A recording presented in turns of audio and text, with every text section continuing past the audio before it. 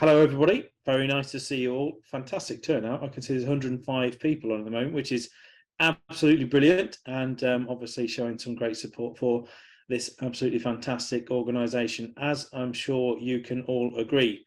Now, after watching Mary's talk, I feel completely inadequate. You know, there's some incredible knowledge there, and sadly, I can't quite compare to that in terms of my Dragonfly knowledge.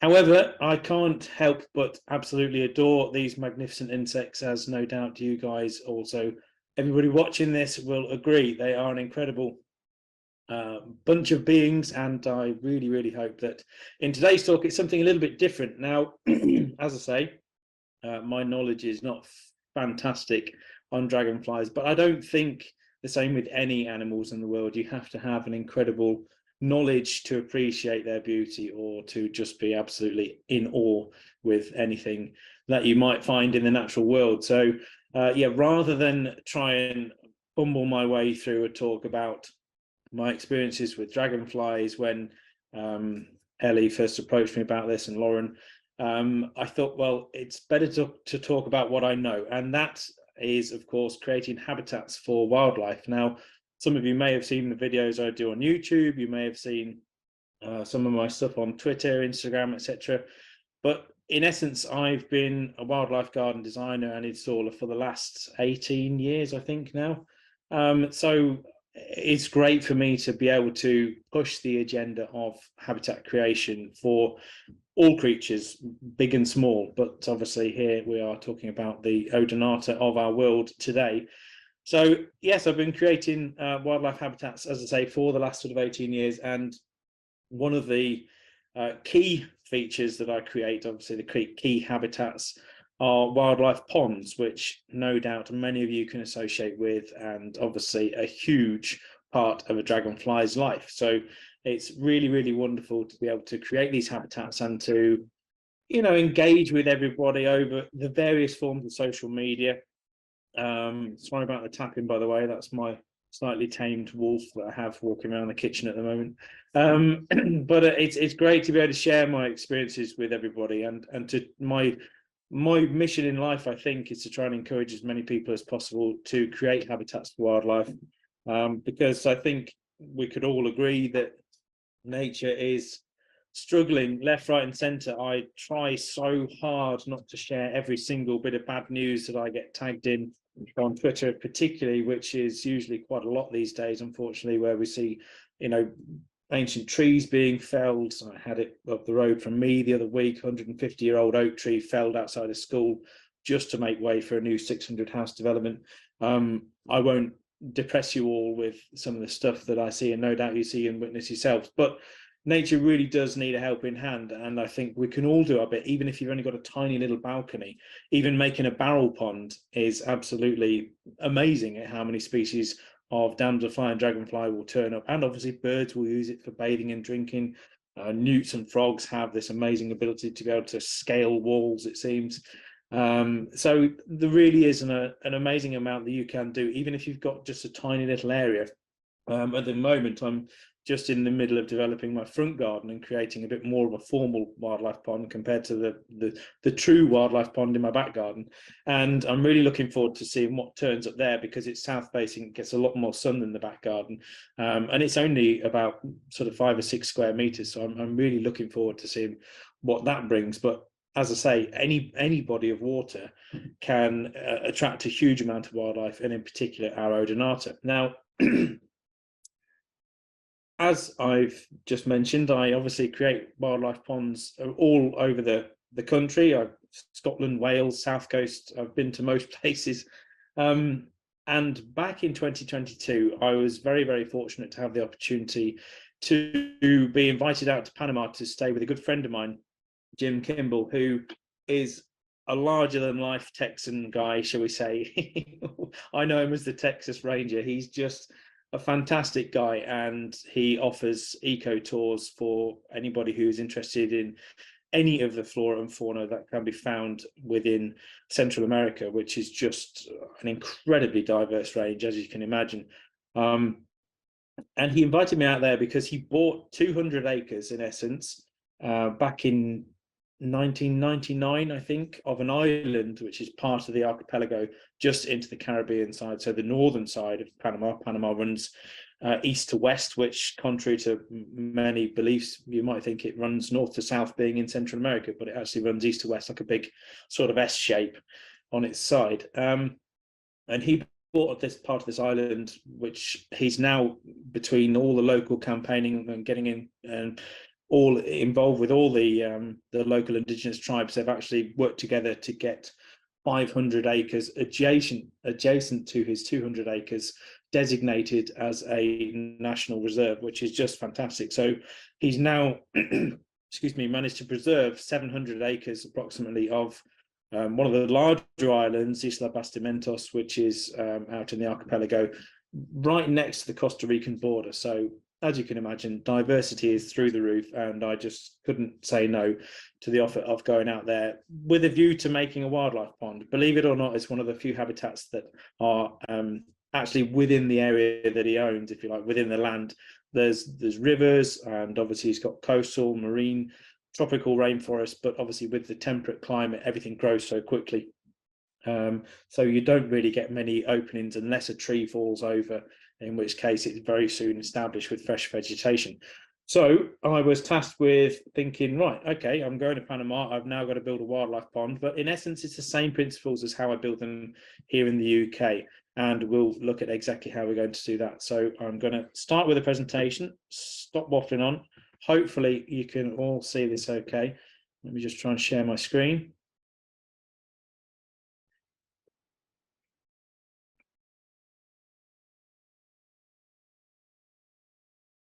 Okay, is that all coming through all right?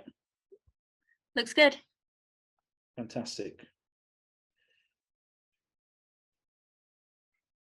So yes, the trip started in October, 1st of October, and obviously with the obligatory flight from Amsterdam Schiphol Airport, which was then an 11-hour flight down to Panama City itself, which you can see here is absolutely incredible landscape. And in Panama City has over 800 tower blocks, if you like, 800 municipal buildings, and it's just an incredible cityscape, I should say.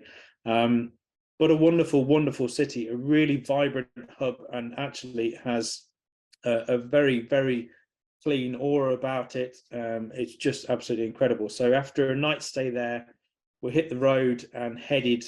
Panama City lies on the east of the country, so we headed west. Obviously, we had to get to the Costa Rican border, but we could have flown a 1-hour flight, but we thought, you know what, let's try and enjoy a bit of Panama. So we hired a local tour guide who drove us, well, I'd say 2/3 of the way, and got us to Boca Chica, which is a gorgeous little fishing village right on the Pacific side, which was absolutely just delicious. And we had sites such as this gorgeous red lord parrot, which were everywhere in Panama, and an absolute delight to see. Incredible when you see something like that and there's not a cage in front of you, along with a myriad of skippers. This is a type of skipper that I can't quite remember the name of. I did it, but there's so many, and things like this banded peacock, which seem to be everywhere. So already my first proper morning after a drive the following day was already filled with butterflies to begin with. Then we headed north over the Talamanca mountain range, which this is a video taken from the top of, looking back towards the Pacific. Right, the Talamanca mountain range runs right down the spine of Panama. And this is as we're approaching the northern shores, if you like, the Caribbean side of Panama. It's only 75 miles wide, Panama, so there's a real bottleneck. It's incredible for bird migrations throughout the autumn and winter seasons. Hey Joel, and this is Alvaro, sorry Joel, sorry. just to interrupt, the video is quite jittery. It might be worth kind of stop sharing and then resharing, and you can tick a little box that says to optimize for Sure, no problem.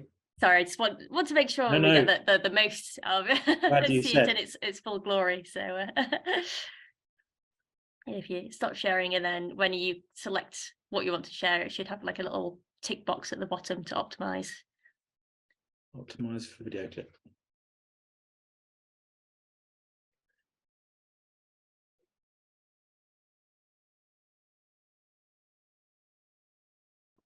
Sorry, guys. That's quite all right. That's some wonderful photos. How's that? Is that Let's have a look. Let's see how it goes now. journey to any better? Yeah, it's sorted itself out now. Brilliant. I'll shut up. No problem.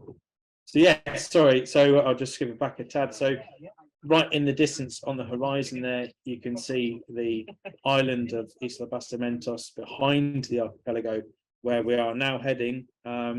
This has actually felt like I was filming some kind of a James Bond movie at this point. Ridiculous, but absolutely fantastic. There's Jim, a good friend Jim, who I do see every year at the bird fair. If you go into the bird fair this year, he has a stand there every year. So that's how I got to know Jim. And this is a view from the top of his lookout tower, which was a 60-foot tower he constructed for people to watch birds from. Just surreal being up there. And as you can see, this is all part of his island. That in the distance is the 500-acre reserve that they've now got preserved, and the mango forest there. We're in Panama. I'll stop there for a sec. The mangroves that you just saw were absolutely incredible, a vital habitat, and one that he is working really hard to try and preserve. Mangroves are an incredibly diverse habitat that are becoming increasingly rare because people are clearing them to then make housing especially, and it's a real shame because they house so much life, which is the story for another day. So I'm just going to let you watch this little piece where I did as an intro. This will be coming on YouTube as a full video of the making of this pond along with many others, but I'm just going to share this bit with Jim now and let him explain exactly what we are doing and where we're doing it and why we're doing it, and a little bit more about his history and where he's come from. So yes, I'll press play. Ellie, can you just let me know if the sound is coming out through the video okay when I press play? Yeah, no problem. And there's forest in the middle. So that's all coconut palms lining up. Yeah, all good. Great. And then Where are we, Jim? we're in Panama. Exactly. Focus del Toro, Panama to be exact. Yeah, we're on Isla Bastimentos, aren't we? That's correct. Which is Isla the- Bastimentos in the province of Focus del Toro, which is in the northwest of the country. It's on the Caribbean side. Part of the archipelago. isn't That's it? correct. Yeah, the islands are in the archipelago, and it's on the northern side of the. Most people think Panama runs north and south, and it really Yeah, runs east to west. I It's did, a I must little admit, confusing. For a while, yeah. So we're on the Caribbean slope and the western side of the country, so closer to Costa Rica than Yeah. Colombia. Oh, I know, yeah. 2.5 days to get here from London. So. That was an accident. Yeah, well. So, yeah, we're here to, believe it or not, probably, knowing me, you'd have already guessed, we're going to be building a wildlife pond because it's the only real habitat that you guys are lacking on the island, Jim. isn't That's it? right. It's we've Which lived is on, incredible to believe. Yeah. Tropical rainforest. we've lived on site here for over 20 years, and it's something that we've always wanted is to have a natural water feature, which Yeah. would be a habitat for so many different things. And we Sure. have a lot of running creeks and things like that, but there's no stationary water element. Yeah. And I think it's going to bring a lot of birds to bathe and dragonflies and No doubt. butterflies and maybe some turtles and maybe even a caiman or two. Yeah. So and then at night, all the mammals are going to use it, I believe, to bathe and wash. And You've got like, and, because you've got right. the specialist night monkey, which was. oh yeah, there's western night monkeys. There's white face. three species of opossum. There's Yeah. there's anteaters. There's agoutis. There's it's on and on. Lots of For different future videos to come, I think. yeah, for sure. So yeah, but you've got the mangroves, you've got Yep. all this beautiful tropical forest, you've got 3 mountain different tropical- ecosystems on Yeah. site. Yeah. incredible. And from what I've literally seen in the last 24 hours, I mean, this is the first full day on the island. Right. It's just every single bird is a new species for me. Every single butterfly is a new species. There are dozens of dragonflies around, so they're going to love this spot, Oh, yeah. particularly because we've got a nice kind of natural open clearing in this area behind us, where I think it's just going to be absolutely perfect for a pond. Yeah, I think it's gonna be really nice too. And there's a lot of these butterflies that are kind of stay in the forest, and Yeah. I think it's going to bring them out because we're right on the edge of Of course. really nice forest habitat. So I think it's going to attract some of those butterflies out more into the open where you can get some shots of them. Yeah, particularly because obviously a lot of them, they imbibe, those of you that have been watching the channel for a while, who have seen videos that I've done on different butterflies in the UK, and they imbibe salts with their proboscis, don't they? That's right. So they get salts and minerals from damp mud. If you've ever seen them on a track in a That's- woodland, that's The what they're minerals that are doing. left behind in the soil as the water fluctuates Exactly up that. and down. Yeah. So these damp margins around the pond are going to be absolutely perfect for them, Right. because of course everywhere else, well, Uh, nearly everywhere else in the jungle is just grown over, In your you know, face, yeah. because everything is just Everything's so rich. fighting for sun, and everything's trying to get height so it can get to the Yeah. top of the canopy and get sun, and it's just a battle. Yeah. We didn't even mention frogs, you know, around the edge there, you're talking Yeah. about that wet habitat's going to be. That's where frogs like to lay their eggs Yep. on the bottom of leaves when they're hanging over a water element. Great. Yeah. And that could be a leaf with water in it in the jungle, but here, you know, with the pond, Oh yeah. it's gonna bring a lot of frog life. And we've obviously got quite a lot of leaves now. Most of you watching this will be thinking, well, you can't build a pond in a woodland. Well, you can. They do work. Obviously, they need a bit of sunlight, but you can see the area behind us, which we'll take a look at in a moment, is a really nice little clearing. It's getting sun for a good few hours of the day, isn't it? That's right. That's Like 3 to 4 hours a day, because we, Mm. you know, sun's here in the tropics is 12 and 12. So, yeah. you know, the sun has almost a more direct angle too. And because the hole in the canopy is pointed east to west direction, it just happens so that, you know, 3 to 4 hours, there's a nice sun patch right here Yeah. over where the water will be. So it's going to be perfect. Yeah. Yeah. Excuse our very sweaty appearances. Jim's had the forethought to bring a spare shirt just before we press record. So Hey, I've been working in this all day. I know. Man. I'm just used to it. So yeah, it's very, very hot. Sort of average temperatures here are pretty consistent all year round. Yeah, but we have an 86-degree daytime high, Yeah. 73 nighttime low. So it's fairly mild. I mean, 86 is hot to Yeah. your audience. Oh, yeah, You know, to yeah. my audience in Texas, that's nothing. But the humidity can be about 81%, usually 80 to 82%, Yeah. and about mid 80s. Yeah. So that's Nice. normal. And then it cools off at night. So the mornings are nice. But the humidity is. That's right. It's It's the just real always, thing. it's omnipresent. But yeah. So absolutely covered. The guys are going to be helping us do this wildlife pond are a lot more accustomed to the Yeah, to that's the right. climate That's than we right. are. Yeah.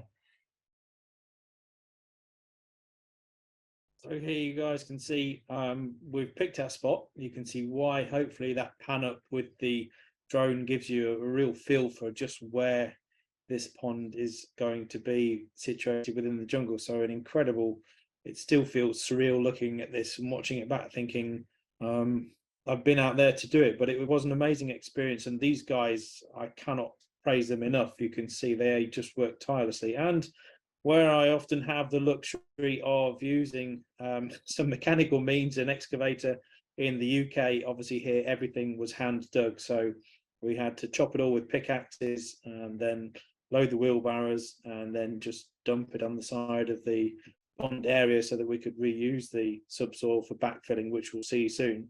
But the site was on a little bit of a slope. So on the left-hand screen, you can see we're chopping into the ground probably 6 inches. The right-hand screen, actually, we brought the shelf up a little bit, which you'll see later on the right-hand side, where we just wanted to get it as level as possible before we then started digging down to give us a good idea of the levels. Obviously, water doesn't lie. Even in Panama, the water is level. So yes, it was quite a tough first patch, if you like. You can see here now that we've got that first layer dug off, and there was a fair bit of root, nothing major to affect the trees around it.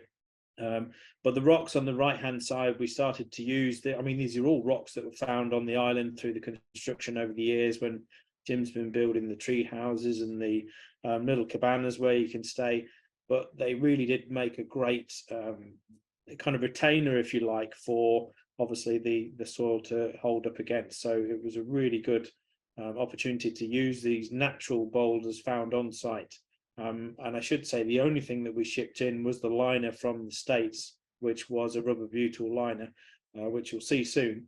But yes, you can see the guys here working hard to sort of pack all the soil in between the boulders so that everything stays nice and firm and there's no slippage, because that right hand side is in essence going to be like a dam, if you like. It's not going to hold a huge amount of weight, but obviously it will retain the water to a certain degree. So yes, so now you can see me sort of going around the edges there, chopping at basically what will be the planting shelf. So I tend to leave a bit of a planting shelf in my wildlife pond so that I can plant around the margins with all the native wildflowers and the marginal plants that will be found within the habitats in the UK. Of course, Panama, very different altogether in terms of the floral diversity. So a real learning curve for me that was, but you can see because we had rain almost every day, it became very, very sticky, and it was in essence clay. Even in Panama, they have clay. So those of you that have been battling clay gardens for many years, I feel your pain. And yes, they did get very, very sticky at times, but a really good, fun project. And as I say, these guys were just tireless and far more used to the climate than I was.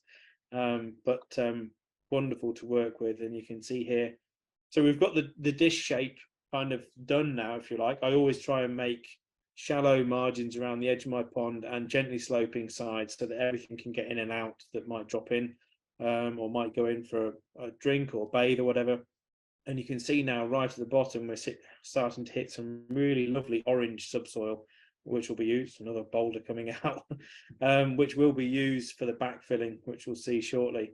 The overall depth we went to in the middle, I wanted to get, because this pond was about 7 or 8 meters by 4 meters, I think, we wanted to get about 4 feet of depth. And you don't have to go that deep with a wildlife pond, but I just wanted to maximize the space because it's not near any habitation. This is a couple of 100 yards from where the main restaurant is, where Jim and his family live.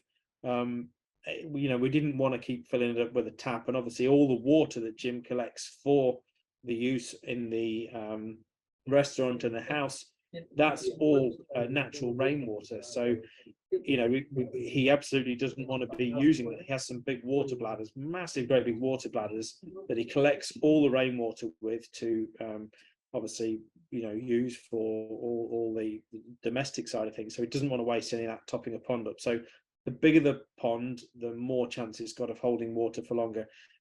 And obviously with the amount of precipitation, I think in Panama they get around about 2.5 meters of rain every year, which is an insane amount of water. So there should be no worries whatsoever of this pond staying topped up. Here you can see it's just kind of smoothing off the sides. We've kind of got down to about where we want the depth to be now. So it's just a case of smoothing the sides, making sure there's no sharp roots or stones that might potentially go through the fleece and then into the liner, which would be, well, a first for me, I must say. But yes, we finally got to the bottom of it, so to speak. And you can see that shelf about 1 foot wide around the edge. And those are the very hard-working guys. And me and Jim just tagged in there for good luck. So yeah, it was a really nice project to be involved in. And they absolutely loved it. The concept of digging a wildlife pond or a pond just for wildlife to these guys was absolutely just new to them. It was really nice trying to explain. My Spanish is not fantastic, but yes, it was a really nice experience trying to learn some Spanish and speak to the guys. These are local indigenous guys, I should say. Some of the 15, 16 people that Jim employs on the site. So he, I know there's a big debate around ecotourism, whether it's viable or not, but when you see the impact it has and how many families Jim's business now supports in the area, it's wonderful. And they have very sustainable ways of living, of course, and making the most of everything that they have out there. And not a lot is actually shipped in. A lot of it is grown on site or shipped in from some of the local islands. A really nice community feel, which I think we've lost a bit in the UK, but I won't digress down that route. Anyway, so you've seen what is here. We've put in the layer of fleece, the underlay underneath, then the liner on top, then the fleece back on top again. That sheet over the top of us, by the way, was just to try and keep the rain off somewhat, because it was absolutely pouring down, and it would have made it really messy trying to work in the middle with all the rain and everything sloshing about. So we used the clay, as you can see, to sort of tamp it back in, compact onto the sides to give everything a natural feel, so that by the time, well, a brief stop, I saw my first ever almond-eyed owl butterfly. These things are incredible, and seeing one of these in the wild, they're part of the Morpho family, and they've got huge, great big lightning, electric blue wings when they open up. Here you can see the guys absolutely heaving with some of the huge rocks and boulders that we then put back in the pond, which was just to make it feel very natural and just to act as a good few perches out of the water for birds to sit on, and good photography. Obviously, the whole ethos around Jim's business is ecotourism. So a lot of people go there, obviously, to photograph the flora and fauna of the area. So the more we can provide habitats and perches for them, and of course the dragonfly perches in time for some good photography options, the better. But yeah, this was the biggest boulder, and a bit of a lump, as you can see. But I wanted it to just poke out the water a bit, so it was a bit of a feature when the pond was filled. And yeah, it took some heaving and shoving, but a really nice addition to the pond, along with the others, as you can see. And on the left, I've got kind of a bit of a retaining wall where I will then infill with the cobbles and rocks to make a bit of a cobbled beach, which will allow access for birds and everything to bathe and drink all year round. And there you can see we had our first bit of rain. I was hoping it would fill up by the time we left, but that's all the rain we had, although there is about a foot in the bottom of that. So yes, I had to leave, unfortunately, before it filled up, before I could trim the edges and finish all the final cuts of the liner. But I left Jim with all the instructions he needed to do this, and he's working on that as we speak, and has been working on that. Cobble beach on the bottom left there, as you can see. And the guys, bless them, I had no idea they made me a Wildlife Garden chair, which was absolutely fantastic. Sadly, that didn't fit in the hand luggage, so I couldn't take that back to England with me. But yes, here's a shot not long after we finished, not long after we left, that Jim sent me, where he'd put a few of the floating sort of water cabbage in. And here are a few shots that Jim has taken for me just yesterday, I believe, of everything establishing. He's got some plants in there now. He's got some oxygenators, which he's found from some of the local rivers. So everything is found locally. We've not bought anything in. You can see that. I love that water cabbage. It's just fantastic floating plant. And he's had absolutely loads and loads and loads of wildlife visiting, including the first red-eyed tree frog eggs, which were absolutely, I just made my day seeing that the other day. There's also Talamanca rocket frogs now using the pond, and this guy, who I believe is a snapping turtle, who was found in and around the pond margins a few weeks back, actually. Now, here's what we're all about, the dragonflies. Now, unfortunately, I couldn't get many. As you know, they're a nightmare to photograph. This one, I'm still not sure on the ID, so any help would be greatly appreciated with this. But those eyes, I mean, just unbelievable. That was and amazing to see just nearby and part of the grounds around the pond. There's also strawberry poison dart frogs all over the island, there's 24 indigenous morphos, which are only found in the archipelago of these islands, all different colours that you can imagine, but all strawberry dart frog, poison dart frogs. So absolutely incredible to see.